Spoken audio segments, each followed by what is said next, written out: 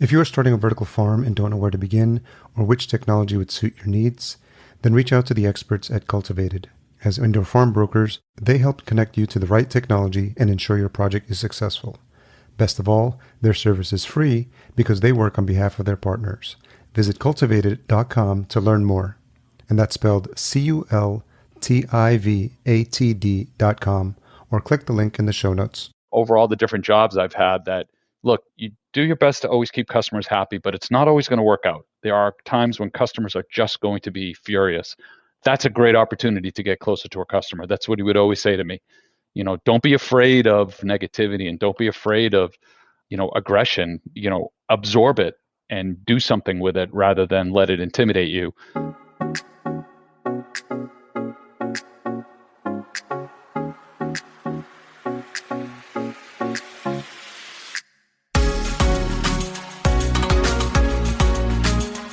Welcome to the Vertical Farming Podcast, weekly conversations with fascinating CEOs, founders, and AgTech visionaries. Join us every week as we dive deep into the world of vertical farming with your host, Harry Duran. Vertical Farming Podcast, Season 3, welcome back. If this is your first time listening, you're in the right place. This is the show where we interview fascinating CEOs and founders of the leading vertical farming companies from around the world. I'm your host, Harry Duran. In case you missed last week's episode, we had a really fascinating conversation with Hiroki Koga. He's the co-founder and CEO at Oishi Berry, and they've been making a big splash in the vertical farming world having recently come out of stealth mode. So lots of fascinating topics, specifically around the strawberry and the intricacies with the prefectures in Japan, a whole bunch of things that are really fascinating that I didn't expect to learn during this episode, but I was really impressed with Hiroki's takeaways and how he ended up with Oishi. Fascinating stuff. This week, I welcome to the show David Cohen. He is the CEO of Fluence by OSRAM. We talk a bit about David's eclectic background in the LED lighting industry and the circuitous route that led him to Fluence. David reflects on the learning curve he experienced, best practices for scaling extremely quickly, which is something that he's now a subject matter expert in, how Fluence was able to pivot to the things his organization needed to do in the midst of COVID, and we learn a little bit more about Fluence and what's driving David's recent thoughts about innovation in the LED industry. Special thanks to our episode sponsor, Indoor AgCon. Whether you're starting up or scaling up, Indoor AgCon can help you grow your vertical farming business. Live and in person this year, the premier trade show and conference for vertical farming and controlled environment agriculture heads to Hilton, Orlando, October 4th through 5th. Explore a expo floor filled with new product resources and business solutions, attend idea-packed educational sessions led by top CEOs and thought leaders, and connect with peers at great networking events. Learn more and take advantage of early bird registration discounts at indoor.ag, and you can save an additional $100 off registration with our promo code VFPOD2021, and we'll list that in the show notes as well. Don't forget to sign up for our weekly newsletter at verticalfarmingweekly.com. Each week, our team member Daniel is bringing you the latest and greatest in the world of vertical farming. We've got a new review in this week from Norway, and it's from Cam B88. And Cam says, a very interesting podcast, quality interviews, and understandable also for people like me with limited background knowledge about vertical farming. Thank you for your review titled Quality Work, Cam. I appreciate you taking the time to write one in and for being a listener of the show. Don't forget, if you'd like your review read out, head on over to ratethispodcast.com/VFP. I'd love to read yours out next. Okay, let's get into this conversation with David. So David Cohen, CEO of Fluence, thank you for joining me on the Vertical Farming Podcast. No, my pleasure, Harry. Thanks for having me. So just to start the conversation, I'm curious what the best thing is that's happened to you this past week. To me personally? Yeah. I arrived at a beach house that my family and I are going to be at on the coast in New England for a month. Oh, it was nice. Spectacular, yeah. So I got here and it was raining and 40 degrees. And as soon as that ended, it's been beautiful and sunny every day. So as much as the work is intense, I can walk outside and put my feet in the sand and look at the waves and ground myself and then come back to the insanity. So that's probably the best thing that happened to me this week. Well, it's something I was going to ask you about earlier, so this might be a nice segue. One of the things that caught my eye when I was looking at one of the bios was how some of the changes and decisions you've made later on in life were based on your quote deeply rooted fervor for health and wellness. And you mentioned and grounding, so I'm wondering what that journey to health and wellness has been like for you. Well, for me, it started probably almost 30 years ago. My father had a heart attack at a very, very young age, close right before he was 50. I was in my early 20s, and I was always, health conscious, fitness. I was played different athletics when I was in high school, but the doctors pulled my brother and I aside and let us know that unfortunately genetics was the overriding factor here, and that if we wanted to try to avoid a similar situation, which resulted in a triple bypass and quite a bit of health stress, that we should really start taking care of ourselves as much as we can. And that kind of started for me just regular moving activity, and has graduated as I've gotten older to a lot of meditating, try to do yoga with my wife as much as I can, just centering stuff. And it's just like you say, it's a journey, just constantly staying after it, making sure that, there's nothing wrong with having a little fun every once in a while, but generally speaking, try to take as good care of myself as I can to weather at least the pre-COVID traveling and flying. And, there's a vertical farm or an indoor grow everywhere in every corner of the world that wants to talk to us. And, I just find that being at my best physically and mentally is always an advantage. Do you notice, or people that are close to you be able to describe the difference between pre-awareness of wellness David and post-awareness of wellness David? Probably not, only because It's been so long Okay. that the people that knew me back then don't really know me anymore.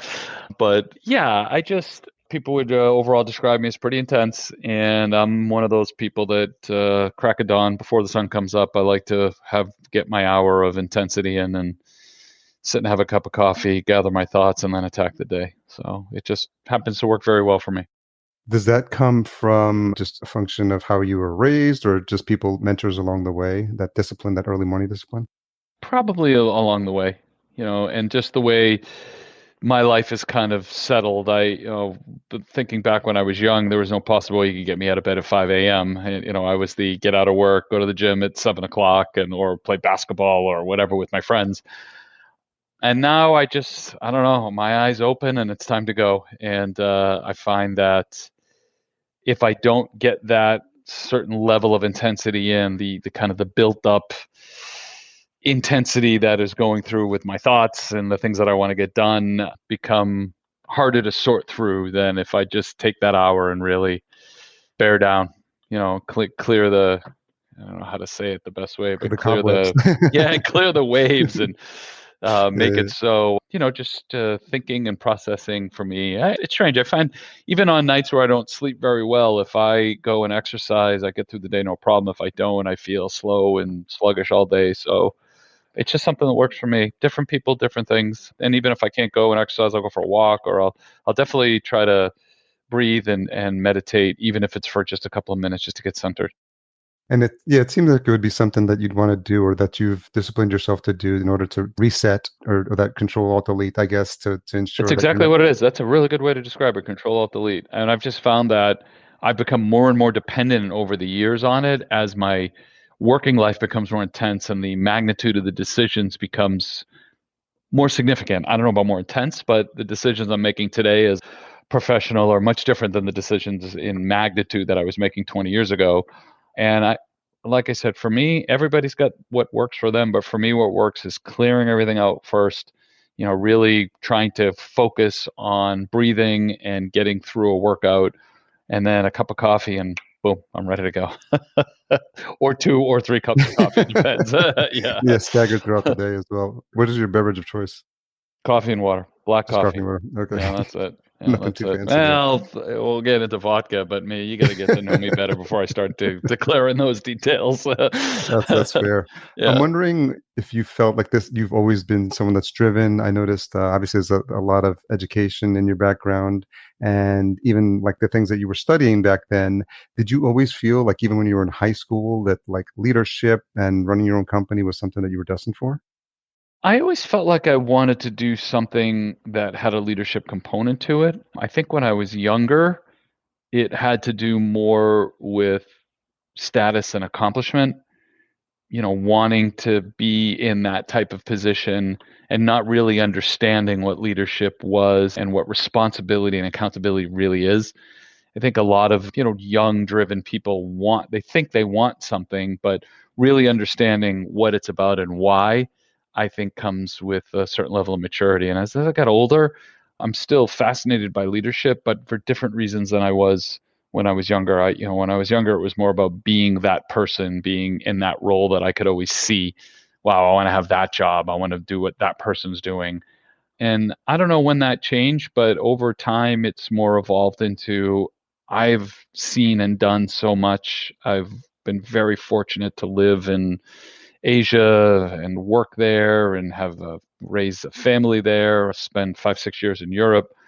I feel a compelling urge a lot of times to pay that forward, you know, use that to help other people maybe have to experience a few less mistakes on the way just because of the experiences that I've had. So for me, leadership now is more about sharing everything that I've been fortunate enough to learn from great people over the years, and hoping that maybe I can be one of those people in somebody's journey that help them, a little bit, save them some time or open a door for them that they didn't know was opened, which I've been really, really lucky over my career that I've had a number of people kind of just poke me on the shoulder and say, no, door's right over there. You just got to open that one.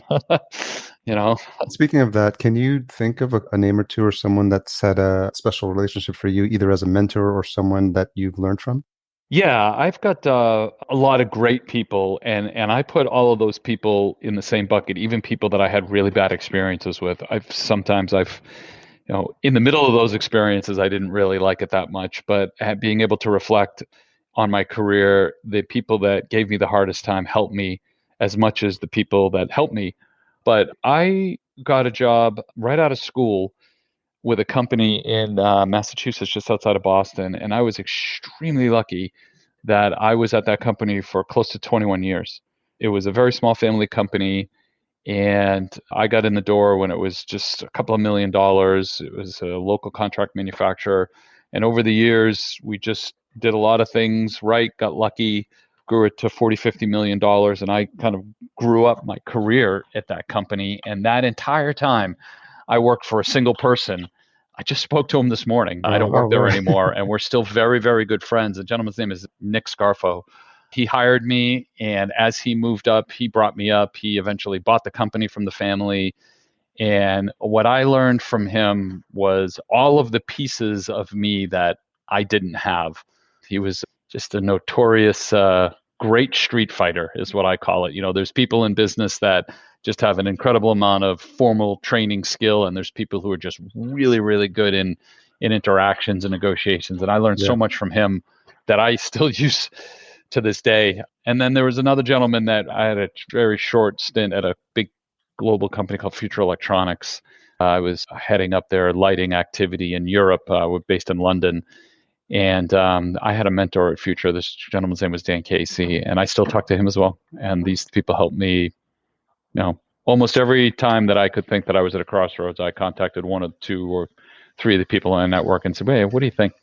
And they're just always there to help. So I feel like I'm really blessed to be able to have that type of influence in my career. And I would like nothing more than be able to pass that on to, to somebody else. To me, that's more about leadership than being in charge, being the boss, being the final say is what you want when you're younger. But then you realize as you get older, it's not really all about that. It's, trying to get a group of people to execute on something that they have to fully buy into. Consensus. Yeah. Exactly. So I'm curious, as you were describing the relationship with those couple of folks that you worked with, I imagine they start to color how you look to pay it forward and have people look up to you and possibly, ask you for mentorship or guidance. And I'm sure you think about those relationships that you've had, and that colors your experience. Yeah, for sure. And it's interesting because in that particular case, those two gentlemen, they're polar opposites. The guy that I grew up under and learned for those 20 years was, look, he went to college, he has a degree, a really smart person, but he was very much a street smarts person, reading situations and just learning to, be a bit more combative at times, be a bit more confrontational. I didn't know any of these things, and I watched and learned a lot from him. And then the other gentleman, Dan at Future, was just your steady as you go. Nothing flustered the guy. I mean, you could literally come to him and say, your house just exploded. What are you going to do? And okay, well, we got to solve this problem. Let's think about one of those guys. And, Sure. you need both of those, right? The first one was just like, forget it, just chaos, mayhem, get in there and, figure out how you win in a situation where everybody's confused. And he's the guy you want in the trenches with you. Yeah, it's a really valuable trait. And if you don't know how to seize opportunity in chaos, I don't know where you can learn that. There's no course that teaches you that. I learned that from somebody that was fantastic at it. When we saw things that I thought were bad, he would always say, no, this is a great opportunity. And I still use that line, over all the different jobs I've had, that, look, you do your best to always keep customers happy, but it's not always going to work out. There are times when customers are just going to be furious. That's a great opportunity to get closer to a customer. That's what he would always say to me. Don't be afraid of negativity and don't be afraid of, aggression. Absorb it and do something with it rather than let it intimidate you, which was a fantastic lesson. Nice. And then on the other side of it, the other guy, Dan, he was very, very astute at reading the trade winds in big companies and understanding, it's going this way over here and this way over there. And you got to position yourself in a certain way to make sure that you can keep everything going. And if there's a chance that I can help anybody along the way, I feel like it's my responsibility now. Those things came to me through a lot of good luck, through a lot of, hard work, but you still are, when you have the opportunity to come across people that really help you, it's a great feeling. I had a similar relationship with someone, and I worked in corporate for 20 years. I was at JP Morgan Chase and E-Trade, and I called him my corporate godfather. He ended up being my boss in 5 different roles at 2 different companies. So I can definitely relate to it. I would say Dan Casey for me was exactly that person. And the other guy, Nick, was more like a trainer in a boxing match who would just, throw water on your face, slap you in the top of the head, be like, it's all okay. I know you feel like you're about to die in this fight, but go get him, And you need a little bit of all of that. You have to understand how to manage adversity. When everything's going good, it's actually not that hard. It's when it gets sticky, and having confidence in yourself, being not afraid to make decisions, not afraid to make bad decisions, right? And how to keep people aligned behind what you're trying to do. And that's invaluable. I don't know that you can learn that in school. No, they don't teach you that in school. No. And you can't be afraid to fail. And that's another thing that's a big one. That fear of failing. It's not, fail. Go ahead, figure it out. And having people that allow you to brush yourself off, do a little bit of self-reflecting and move on. That's a massive confidence builder that I found over my career. Yeah, I've sort of had to relearn some of that as I went, because now as I'm an entrepreneur, this idea of failing fast and just getting up faster and just being like, okay, that's dusting yourself off and saying that didn't work. What's next? So we're going to try. Yeah, what's next? Failure it's a part of success in terms of I view it. There's no such thing as perfection. So yeah. So changing gears a little bit, I'm interested for you to describe what it was like to be at Fraen. Is it Fraen? Fraen. Yeah, Fraen. Like Frane, pronounced like that. Okay. Yeah. At Fraen in the 2000s when LEDs were just starting to pick up. And like, how do you prepare for something like that? And did you know like what was about to happen? It was crazy. And I'll work backwards. No, we had no idea. So we were in the middle of trying to expand globally our automotive footprint. So this was a company that made pieces for the dashboard of cars, typically the needles, the speedo, the gauge, tachometer. So these are small little light pipes. Over the years, the technology by the 2000s evolved that these little pieces of plastic sat on your dashboard and there was an LED light behind it, and that shined up through the piece of plastic. And when you're driving down the road, you have to have, nobody knows this, but when you're dealing with Ford and Chrysler, you've got 50 people standing around with a magnifying glass looking at this piece of plastic that costs like 18 cents, That's trying to funny. find, microscopic defects.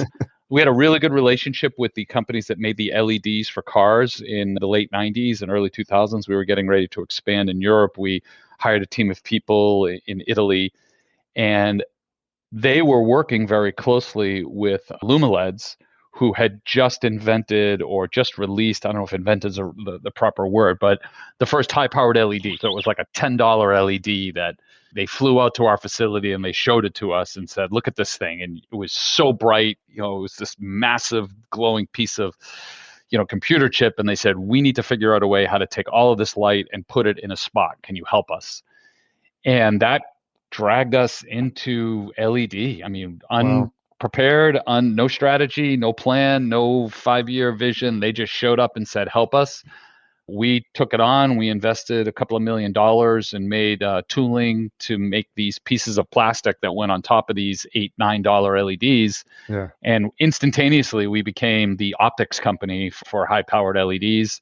And Wow. the business went from, a couple of $100,000 a year to tens of millions of dollars, which kind of shot us into a growth mode that the company had never really experienced before. That was the direct thing that sent me over to Asia to go find factories and find partners so we could scale this thing. And it really, I would say I had already been working for 15, 16 years at the time, and maybe a little bit less, but that was a springboard. That got me into Asia and traveling around Europe and talking to people industries that were growing like hyper fast. Because I was 20 years automotive. Automotive was, 4 or 5% a year. You made the same amount of parts. They built the same amount of cars. It was very, very predictable. You had to be spot on with efficiency and quality. When you get over to the LED side and they started saying, okay, now we can make street lights with LEDs and down lights and indoor lights and all this, it was as fast as you could possibly go. And that's where I cut my teeth on learning how to grow a company really, really fast. And I talk about failing fast. You talk about making dozens of mistakes every day because you just don't know.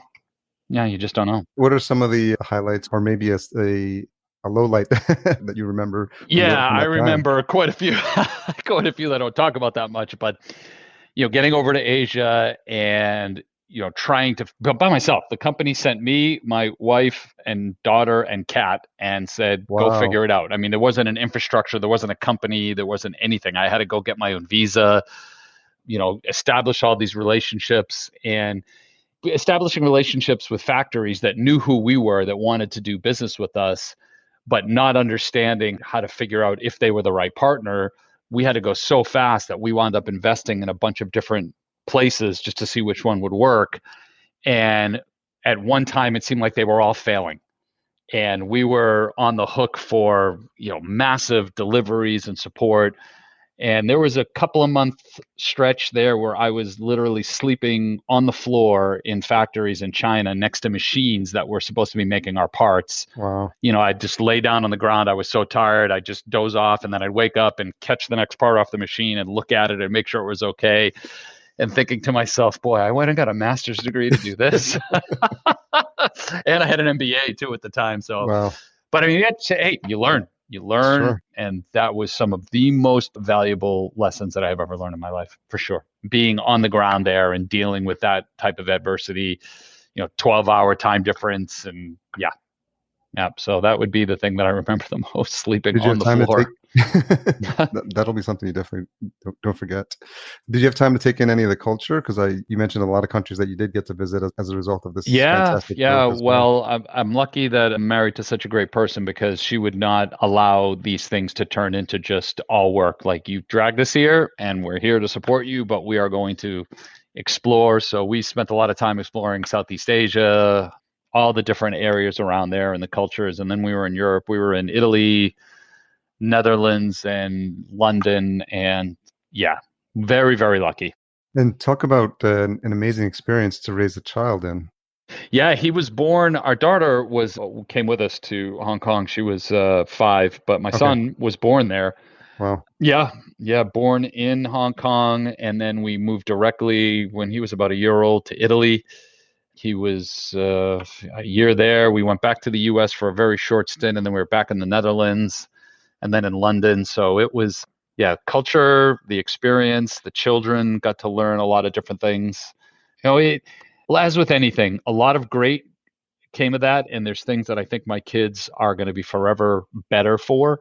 Sure. But along with it, there was a lot of stress, moving from country to country and starting your life again and finding the pharmacy and the doctors and the supermarket and figuring out the language and the money and the cars. And it's a lot of stress. I mean, people look at these things, oh, it must have been so glamorous. You lived in Italy and you lived in, yeah, it was wonderful. There's no doubt about it, but it was hard. Yeah, it was really hard, especially when in Italy, my son got the measles. And Oh, wow. we were in an emergency room in Italy, and doctors, you talk about a TV show experience. So yeah, it was a lot of great things that we look back and laugh, but there's trials and tribulations, that's for sure. So now as you're moving forward in your career, talk about when you're starting to have conversations with the team at Fluence and how you're starting to become aware also of what's happening in the controlled environment agriculture market. Yeah, so I would say towards the end of 2017, I had come back to the United States and was hired by a big European lighting company that wanted to really blow out their US presence. They didn't have a strong presence there. So they hired me away. We moved back from Europe, took over this company, closed down some of its operations in the Northwest and moved into Texas and took advantage of a lot of economies of scale. And then suddenly, I find out that this 100-year-old family company has fired the CEO. They're questioning all their strategy. Stay tuned. And then 2 weeks later, we got a call that said the U.S. is closed. That's it. We're terminating I just hired like 25, 30 people. First time in my life that I had ever found myself very fortunately out of a job, and started kind of pinging my network and seeing, all right, what do I do here? What's going to happen? And one of the mentors that I didn't mention was working for an investment bank, helping them understand if this small little company in Texas was ready to be sold. That company was Fluence. I didn't know it at the time. And he called me and said, look, I'm not sure about this yet, but this might be something you want to take a look at. This is right up your alley. They're going to scale. They need somebody who's, global experience. They've kind of hit the jackpot here with cannabis. They're really getting into controlled environment agriculture. I know you don't know anything about that, but you're an LED lighting guy. You know how to scale businesses. Go take a look. And that was the introduction to the founders, Okay. Fluence originally, before they sold it to OSRAM. And I probably met with them 3, 4, 5 times. I don't know, it could have been 10, but it seems like 3 or 4 times about joining and helping them. And they were at that point where they were very successful. They had grown the company, but they've got to that level where it was time to sell or raise money. They just couldn't keep up. And they had decided that they wanted to sell. We couldn't reach an agreement on how I would participate in helping them get ready to sell.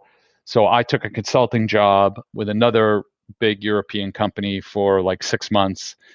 And then they sold Fluence to OSRAM.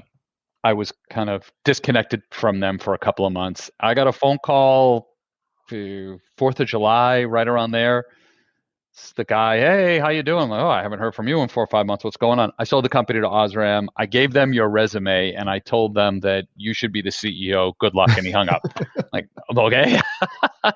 Half an hour later, the OSRAM guy called me. I interviewed and got the job. They were really fortunate. Wow. I had known OSRAM, and OSRAM at different levels of the organization had known me because they'd been in lighting so long. It's kind of a small world, not horticultural lighting, but just LED lighting in general.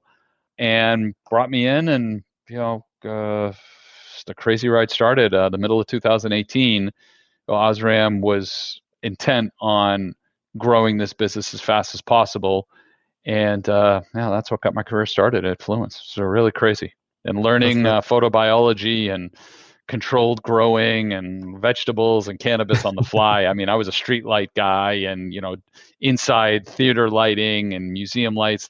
My Fraen had done an optical project to light up the Mona Lisa. That was my biggest thing that I had ever done. Nice. Standing in the Louvre, we built this optical system, but nothing like this. Now going around into cannabis grows and tomato greenhouses and vertical farms But at the end of the day, it's LED lighting. There's a definite science to it for sure when it comes to growing things and understanding that relationship. But scaling is scaling. When you want to go from slow to fast, from small to big, from Texas to Canada to Europe to Asia, you need to follow kind of the same footprint. And I'm lucky that my experiences over the years were really well suited to help the company do what it wanted to do. So I imagine there were a lot of surprises along the way, not the least of which is how surprised were you at the size of the Mona Lisa compared to what you thought it looked like? Yeah, before it you was very got there? surprising. Yeah, it was, what was really surprising is the amount of detail that the people who are in charge of these types of things that they pay attention to. Oh, So, they take it seriously. yeah, really, really seriously, staring at a painting for 30, 40 minutes seems like a lifetime to me. Staring at a painting for 10 days straight is something totally different. And there are people who that's what they do. Yeah, that's what they do. At that point, I imagine the Mona Lisa starts staring back at you. So, Yeah, it starts talking to you at that point. You start hallucinating. so it didn't seem like you were that phased going into a new industry. Is there anything that stands out for you when you think about LED lights, coming from entertainment, street lights, and then the way it was being applied in the world of controlled environment agriculture? What were some of the things that were different about how those are handled or what the implementations would be like that stood out for you? Yeah, see, I had come from the world of lumens and output and brightness and intensity. Controlled environment agriculture is different. It's photons with lighting. It's, how do you get the most photons from the fixture to the plant? And then how can you manipulate the delivery of photons in different spectras to get plants to perform differently? And this was completely, foreign is beyond the way to describe it. I didn't understand it. I remember I got up in my first conference to speak, and my biggest panic was, remembering how to pronounce the difference between photoperiod and photoacclimation and all of these words that, is just for somebody like me, I had never been Yeah, of involved, course. and Yeah. learning the biology, the basic biology behind it, well, remembering it from college and trying to, be able to have conversations with people in the space. But like anything else, what I found is that it was a very exciting industry. The people in it were not looking at it from a competitive standpoint. They were looking at it from a help the world standpoint. They were really committed to doing something bigger than, helping the greater good. And everything in my career up to this point had been transactional. It was selling to somebody who wanted to buy our stuff and, trying to get the best price and trying to get the best terms. And this has been, for me, just an incredible experience of just dealing with people. Now, look, growers want to grow, and there's an efficiency, profitability aspect to it that's critically important. But generally speaking, when we're talking to a customer, that customer is switched on to, growing things and helping people. And that's just a very, very different world than automotive and streetlights and museums and everything else. And it's just been a very, very refreshing change because all the other business stresses are still the same. You want to grow, you want to be efficient, you want to deliver, you want to make money, keep everybody happy. But when the general undercurrent of the customers you're dealing with are either to, help people who are sick medicinally or, or even recreationally want to enjoy cannabis, to food safety and delivering food. And, then you get into the vertical farming and how you start to reduce the carbon footprint globally of things. It's just a very, very different situation. And it's been great. Opened my eyes to something that I actually didn't think existed in business. So it's been really nice. What's been a common thread in these conversations is the realization that we need more people in the space. And Yeah. you alluded to this idea of like not feeling competitive, rising tide lifts all boats. I feel like that theme has been persistent because I think the scale of the problem that we're trying to tackle here in terms of getting food to people that don't have immediate access to it, like we assume sometimes people do. And when you think about food deserts and access to fresh food, it does become interesting to see that all these technologies, all these companies together are marching towards that, somewhat same drum in terms of trying to do what's right and do something positive. Yeah, I agree with your statement at the beginning there that this is going to need a lot more talented people. I think the natural evolution of an industry that was somewhat small and niche to really move into the center stage in the short amount of time that it did. And you start to talk about, like, I never had heard of what a food desert was until I started to work at Fluence and understand the relationship between arable land and the population and how are we going to solve? These are not kick the can down the road issues. These are right now issues. And it needs a lot more great people. It really does. I think that the capital to affect this type of change globally is available, but you need really great people to step in and say, I'm going to take a chance here. I want to do something that's right. I don't know if it's going to be successful or not, but we're going to go do it anyways. And that's just why I have just an enormous amount of respect for looking at people like, Irving Fraen at Bowery, and, people that start Aero Farms and Farm One and everything. We're doing a lot of business with similar things in Singapore and, companies in Japan. These are really committed to a cause here. And it takes starts and ends with great people. You need somebody to take that charge and say, I'm going to do it. Yeah, I'm looking forward to, I'm speaking to David from Aero Farms in a couple of weeks. So it's going to be interesting to kind of continue to tease out that thread and see, how everyone does start to work together. Given you were new to the industry, were you able to make it to conferences? I did. I spent the first 2 years of working at Fluence, I was on the road constantly. I did something like 300,000 miles in 2019, just an insane amount of travel. But I would go to every conference I could and soak up every piece of information I could from people that I felt were changing the world. And that starts with even small little growers that they didn't really think that they were changing the world, but in my view, I thought they were, to people that were, like the Aero Farms, Dave from Aero Farm or Irving from Bowery or any of these other, big leaders that's, look at the world and say, this is an opportunity to do something and I want to make a change here. So it's been really fantastic. And when you think about the challenges you're facing, or initially you're doing the COO role at Fluence? Yeah, at first they brought me in to be the chief operating officer, and the belief was that there was just so much photobiology stuff that I had to learn. And one of the founders of Fluence, this gentleman named Nick Clace, absolute brilliant photobiologist, trained himself, not a formal biologist schooling. This was a lighting guy, and just made it his mission to understand the relationship between light and plants and life. And everybody believed, and myself included, that learning all of this, deep-seated, pun intended, industry knowledge was going to be critically important to succeed. At the end of the day, it wasn't as important as we all thought. It's very, very important, but it turned more into a scaling challenge. The market was pulling us. We didn't have to go out and convince and talk into and sell. It was, how do we answer 600 inquiries a day, and then tomorrow it's 900 inquiries, and how do you get all these people answers and make them believers in what you're trying to do? And that type of scaling is really tough. It's really, really tough. You can't, it's like saying I'm going to take a house that it takes 6 months to build and I'm going to build it in 6 weeks.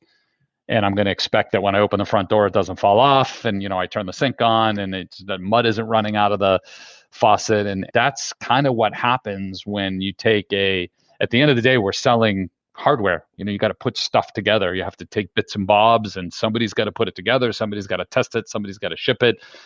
And, one day you try to make one, and then the next day you try to make 10. And then one day somebody says, I need you to make 10,000 today.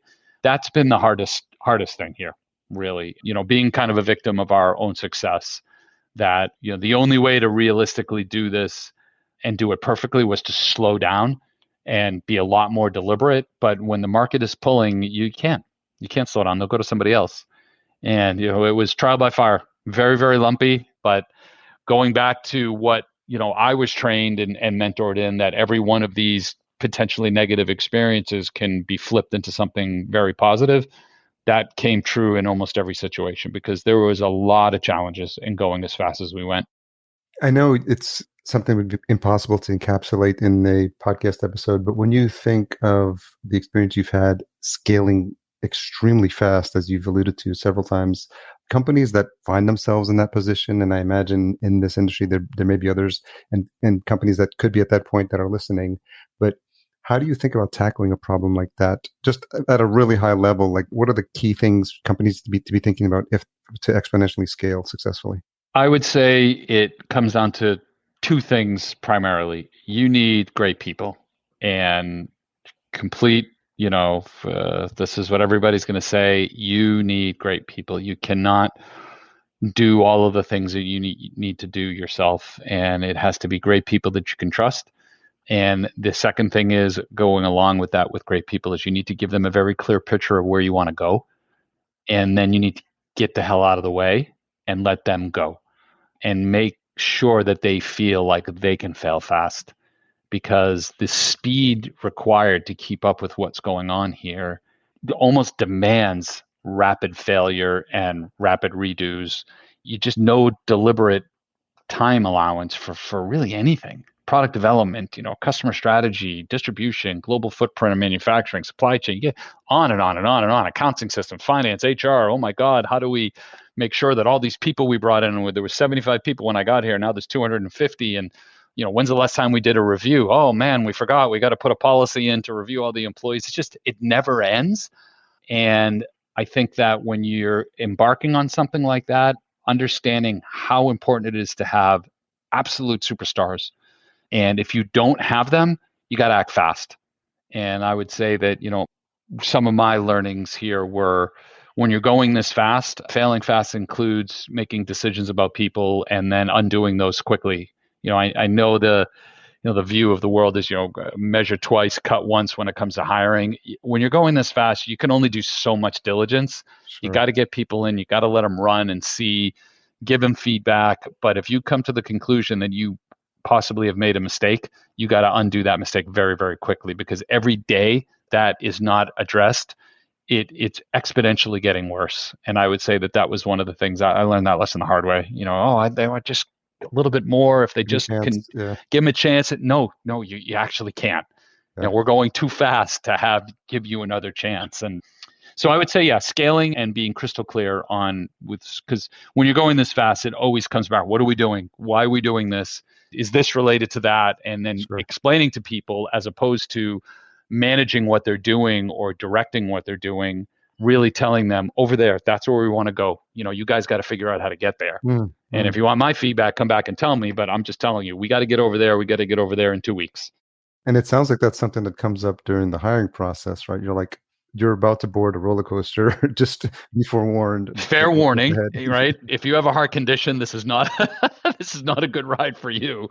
But yeah, and you get into all the classic business problems, like how do you make sure that you're bringing the right person on board? The last thing in the world you want to do is bring somebody on that isn't the right person, and the team and the culture, and I get all that. But in this market, and it's that fast, and there's such a shortage of talent, of people that really understand the market, you've got to go outside, the network, bring people in from the outside, and then just give them the authority and hold them accountable. It's tough, really tough. I get the sense that anyone who makes it through that process, you sort of become battle tested and hardened, and even the cohesiveness as a team. Yeah. Everyone that can get you through a ride like that would seem to be really good for strengthening the culture of a company. It is like a family. No more like it than in any company I've ever been in. I mean, I worked at a company for 20 years. I became very, very close with the people over that amount of time. These are people that I'm friends with, that I went to weddings and anniversaries and children's births and children's weddings. But what I went through at Fluence with this team of people that I now have, what we went through in 16, 18 months is about 15 years of someplace else.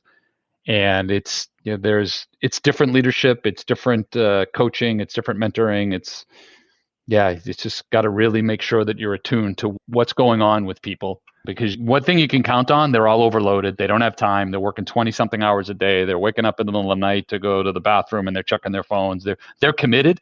There's no question about work ethic and determination. But the other side of that is, if you don't check in with them and a week goes by, a week in this world is like a year in the world that I was working in before. And making the time, even though there's times that I just want to, put it down and do something else. Like, how are you doing? Is everything okay? Do you get what's going on? Rather than focusing on whatever the problems are, stepping back and letting people know that, look, I care about your well-being here. If you're not in a good place, talk to me about it. Because I know that all these other things I'm counting on you to do, you're not going to get done if you don't feel like you understand what's happening. So I get the sense that process that they went through in the scaling prepared you to some extent for what happened when COVID hit. as a team Yeah. dealing with Yeah. And the adversity. pivot that we had to do was brutal. I mean, it was one day, how do we go from, shipping 5 million a month to $10 million a month to how do we full stop, just stop. Nobody wants anything. And what do we do for the next 2 months? A lot of fights, arguments, tears, screaming, yelling, but these types of things are good. They bring a team together and you get to understand really what's at the root of where people are at. And, you know, obviously the whole situation with COVID is just a tragedy globally, but what it allowed me to do, at least with the team at Fluence, is to really pull us that much closer together. Talking about twice a day calls, just check-ins. What are you seeing? What are we seeing? How do you see things? And that building those relationships and that trust was invaluable. So just to give an overview of Fluence, for the benefit of the listener, can you describe what the current product offerings are and Sure. look Yeah. over a little bit We're of a the fully roadmap? LED lighting system company. We have products that are suitable for greenhouses, top lights, vertical grows, stacked grows for cannabis, stacked grows for vertical farming. There's four primary types of lights. There's a top light that is your typical greenhouse light that's way up above the plants. There's a multi-bar light that is in vertical grows. There's a vertical vegetable light that's very specific. And then we have a whole controls portfolio of communication protocols that the lights communicate with sensors inside the grow and send all that data to a processing platform that helps the farmer or the grower understand what's going on in different parts of the grow. So we've really evolved over the last 3 or 4 years from probably 99% cannabis to more like 60-40. 60% cannabis, 40% commercial ag. We call commercial ag, which is anything that's not cannabis, Yeah. vegetables, leafy greens, flowers even. And we're not losing in cannabis. The market is growing. It's so big, but I felt like diversification was key and taking all of the science. The company was such a heavy science company when I got there, really cut its teeth on trying to understand how you validate certain types of light recipes with very specific types of cultivars of plants. And that attention to detail is really what separated Fluence in the early days from everybody else that was making a light. And it was very, very similar to my days at Fraen, going back to that discussion about optics when LumaLEDs came to us and said, we need something to capture all this light. We came up with certain form factors. I'm talking about heights and diameters and attach points that are now the standard in the industry. The 25.6 millimeter round optic we came up with that number for a very specific reason. Fast forward to Fluence. Fluence is the exact same thing. The top light footprint, our spider, what we call it, which is a light with 6-8, whatever amount of bars. You have imitation's the greatest form of flattery. These standards have been established, and everybody that's coming out with lights now is coming out with this form factor. So, what we're trying to do is make sure that we base everything that we do on research and science. And we want to be able to go to growers and say, either talk to our customers or talk to our research partners. We're not going to try to sell you a bag of goods here. This is what we did to validate, what we're telling you. And so far it's worked. Is there a recent client win that you can think of where you partnered with them to really figure out a solution that would best fit their needs? Yeah, there's a few. I mean, it's not too recent. Our relationship with Bowery, Shenandoah Farms, fantastic. It's been, it's a lot of interaction and research and proving and trial and error. We've just validated a light recipe for cucumbers in Europe that is now the de facto recipe, and we're winning. These are massive, massive projects. I don't know about naming any of these specific partners necessarily, but we just won a big vertical farm project in Singapore, and I'm sure you're aware that's a hub of, the kind of the source of funds for vertical farming. A lot of the big U.S. firms are being backed by this Singapore sovereign fund, and they take food safety and security very, very serious there. So we've had some big wins over there as well. It's just nice to see. What OSRAM wanted was to globalize the business. It was a very North American business. It was a bit intimidating at first. I remember in my interview what they told me is, if we lose a job in Russia, we're going to come and ask you why. And I was like, okay, I've never even been to Russia. And I don't even know what to tell you. But their view, and they were right, the world is moving fast. You got to put a team of people on the ground in these places and understand the dynamics of what's going on in these markets so we can quickly react and attack. And, because we were backed by such a big multinational with a massive footprint around the world of sales people and technical people and operational people, it was a lot easier than it was if we were just going at this alone. It would have been very, very difficult. Where are you seeing the most innovation happening in the LED space now? In terms of what?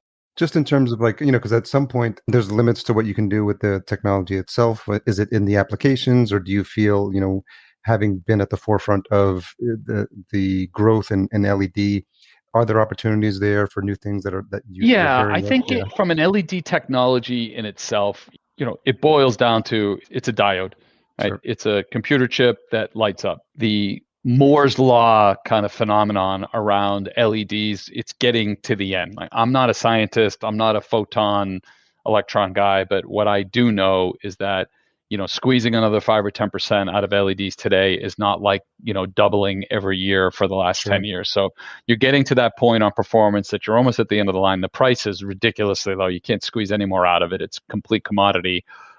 So what we see and what we feel, there's two kind of frontiers here that are ripe for some more exploration. Number one is figuring out how you can tailor a light recipe to a specific cultivar of a specific plant. Not every single tomato, not every single cannabis, but Merlis tomatoes. How can I genetically do something between tissue culture and lighting that can make it so that Merlis tomato plant will grow 20% more? And we're doing a lot of work in that kind of vein with cannabis strains, with lettuce cultivars, with tomatoes, with cucumbers. So there's a lot there. I mean, it takes a lot of research, and it takes even starting to get with companies like Bayer and Monsanto and Syngenta. They're formulating seeds and working with these people to understand the applications. But then on the other side of it, there's the digitization of what's happening. So these lights are now turning into data receivers. And I could see a point in the future where the light may not be a transaction. The light may be a Trojan horse. Take the light. You don't have to pay for it, but process and assimilate data for you every month. And you give me $20 a month for every light that I'm telling you that this part of your grow is too hot, or there's not enough, air movement over here, or, whatever. Using the light as more of a smart farming diagnostic tool, which isn't directly LED, but the fact that it's LED enables you to digitize the whole thing, because now it's solid state electronics. So I would say we're not going to see that much, I don't think, innovation in terms of the pure LED light, like somebody come out with to say, this is the light. But I think you're going to see a lot of great companies come out that have AI capabilities, sensor data management capabilities, and then I think the relationship between strains and the recipes to maximize those strains, especially when you get into vertical farming too. Now we're talking about a Bowery or an Aero farm. Think of how valuable it would be to them if together we were able to unlock something that allowed them to even get 5% more output. I mean, you've seen these facilities. 5% output more it goes right to the bottom line. Sure. So that's kind of what we're focusing on. Lots of exciting innovations. What would you say is a tough question you've had to ask yourself recently? I'm thinking, what's not a tough question? How can we do all this? I get that all the time. Why can't we just slow down and focus on one thing? And that's when I'm done and retired from this, I will probably have a better answer than I have today. But it's, this is very much, you got to make hay when the sun shines. And this is a going faster industry. So I would say some of the more difficult questions I have is, getting people to understand that, we have to actually do everything. I'm sorry, I get it. You can't be everything to everybody. I know all the cliches out there in business. You got to focus, but in a industry, in a market like this, I think that if you're not prepared to pivot, to be flexible, and to adapt to what's happening, you're going to have a really tough time. Yeah, it does feel like a once in a lifetime moment for this industry, or at least a significant wave. I feel that way. I felt like when I came in in 2018 and was looking at the Canadian cannabis situation, I was just dumbstruck by what was going on, and the trips that I would take up there and look at the magnitude of these greenhouses. Like, you're really going to grow that much cannabis? What in the world are you going to do with it all? Right. So that was my first kind of like, okay, wait a minute. They're going to need like 20,000 times more product than we can physically produce. How are we going to do this? To a vertical farm where you're kind of like learning on the fly. There's no book. Oh, this is how you set up a vertical farm and this is how you do it properly. And literally, leaking fertigants and lights that are shorting and plants that aren't growing right. It's every day there was something that needed to be figured out. And just reminding the team, like, guys, we're in uncharted territory here. When the customer calls and says something's not working, go figure it out. And that's like an occurrence every day, because you don't have anybody that is going to leave the huge vertical farm down the street from Bowery and grow to Bowery. You're going to go hire growers that probably have experience growing little teeny sections. And it was the same thing with cannabis when we went up to Canada, and even in the US now, the growers, great growers. I grew 10, 20 plants in my basement every year, and it was the best cannabis ever. Here you go. Here's a greenhouse. Here's 15,000 plants, or here's a stacked 3-level grow where the temperature at the top is 4 degrees different than the temperature at the bottom. And they have no idea. So, and then when you put the lights in and the plants don't grow, guess what? Oh, it's got to be the lights' fault. So they call us. So then, we became pretty good at figuring out how to sit with a grower and say, it's really the way you're running your system. And we're not pointing fingers here, but let us help. And that's where we kind of adopted this mantra of, consultative selling. We want to help you grow. Buy our lights, don't buy our lights. Either way, we want to come in there and help you grow. And this company has built a fantastic amount of goodwill with our customers that aren't customers, that never bought the light from us, but that we went in and helped them understand that it was too much water or not enough nutrients or not enough airflow, to let them know that all we care about is the customer succeeding. You'll come around, you'll buy from us eventually, or you'll give us a shot eventually. But really what we're here to make sure is help to understand how people can grow smarter. And that's our tagline. We live by it. And it sounds like, just to bring it all full circle, this idea that you introduced earlier, this idea of building solid networks and relationships, pay yourself forward. Trust. There's so much going on here, and we've had our lumps. I mean, look, we ramped fast. We, brought forward technology that was not fully supported by some of our suppliers because we didn't know what we didn't know, and resulted in some problems at our customers that was, a few big hiccups that we had to go out and go say we're sorry and fix it. And that's tough. That's really, really tough if you've never had to do anything like that. But again, I'd go back to, those are some of the best character building, relationship building events that you can encounter, but you have to embrace it, and you have to be all in, not be afraid. Yeah. Well, David, definitely a wide-ranging conversation. I want to thank you for sharing a little bit of your backstory. And all right, this was great. I never had people ask me questions like this, so I got it all out. I feel great. I feel great. Therapy I session can mention complete. Nick Scarfo and Dan Casey in the same conversation. I'm having a good day. We'll make sure we tag them when we promote it on socials as well. But where's the best place for folks to just learn more? We can go to It's fluence.science, right? Yeah, fluence.science on our website. It gives you everything that's going on. There's quite a bit of change coming. We're, again, going through another massive growth year. We're probably going to double again this year. And, just keeping up with everything. We're at a number of big trade shows that the world's opening up again. So that's the best way to find us. Very good. Well, thanks again for your time, David, and hope we get to connect at an upcoming conference as well. Same here, Harry. Anytime. It was my pleasure. Thank you. Special thanks to David for coming on the show and sharing his story. As always, full show notes available at verticalfarmingpodcast.com. Thanks to our Season 3 title sponsor, Cultivated. If you're looking for a vertical farm and don't know where to start or which technology would suit your needs, reach out to them today. Best of all, their service is free because they work on behalf of their partners. Learn more at cultivated.com, and that's spelled cultivated.com. Just leave out the last E. Learn more about early bird registration discounts for Indoor AgCon at indoor.ag. And save $100 off registration with our promo code VFPOD 2021. Podcast production and marketing provided by Fullcast. Sign up for our free podcast brainstorm at fullcast.co/VFP15 and learn how a podcast may be helpful for your business. Don't forget to leave a stat rating and a review at ratethispodcast.com/VFP. We'll be sure to read those out as we did during this intro. Tune in next week for my conversation with Thomas Oberlin of Fazenda Urbana. It's one of the first vertical farming companies in Brazil. It'll be nice to get some international flavor, so looking forward to that conversation. Until we meet again, here's to your health. Thanks for listening. To read the full show notes for this episode, which includes any links mentioned in the episode, as well as a full show transcription, visit verticalfarmingpodcast.com. There, you can sign up for our email list to be notified when new episodes are published.